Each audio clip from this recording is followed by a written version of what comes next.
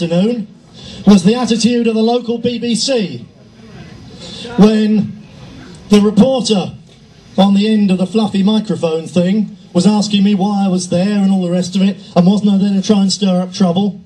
I thought, would they have done that to some black civil rights agitator at Stephen Lawrence's funeral?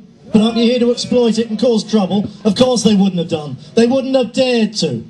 And then this reporter said to me, but didn't he bring it upon himself? Can you imagine one of them even dreaming of saying that to one of the others in this country? Someone of any other ethnic group other than the British in general, or the English in particular. He brought it upon himself. Had that reporter been a man, he'd have ended on his backside there and then, in all probability. As it was a female, he left it be. But I was livid, absolutely livid.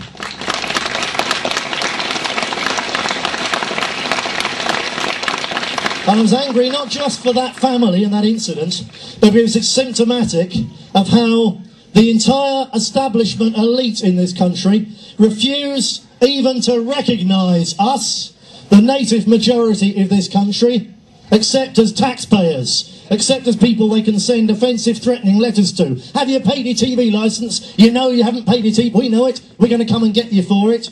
And all they see us is as tax cows. Other than that, we're invisible to them. We're dirt beneath their feet. They don't even notice. That's the real problem. And as I said before, the real problem isn't the others, the uninvited others in our country. It's the bastards who invited them in and made them first-class citizens over us.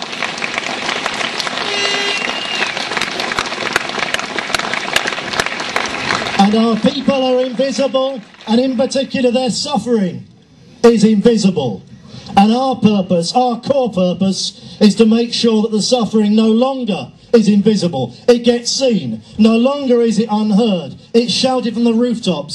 So more and more and more people know the injustice done to our folk and thereby want to stand up and do something to stop that injustice. That's our core purpose. Don't ever, ever forget it. Because at heart, this is no longer a political struggle. This is a civil rights struggle for the rights of the native peoples of these islands to be recognised, to have our own name, to have ourselves on the census form, to have our culture celebrated in our schools, to have it celebrated on our streets with our council taxpayers' money. It's not just politics, it's civil rights. That's the fight that we're now in.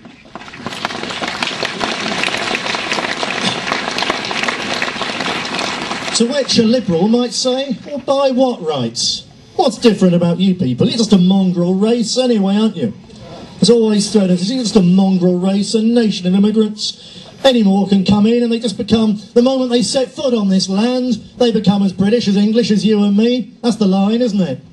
And I want to look through the history of this area, just briefly this afternoon, to show how untrue that is, how special we are, how close our relationship with this, our land, is.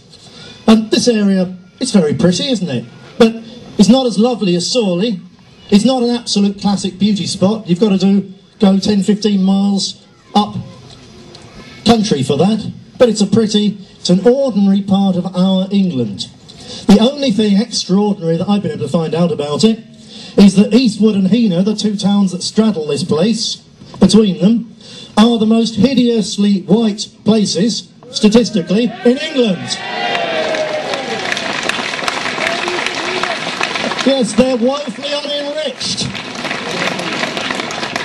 Backward, benighted, hideously white is Eastwood, the birthplace of D.H. Lawrence, and Heanor, which is, I don't know if there's anything particularly special about Heanor, apart from some of the people who live there. Some good people there.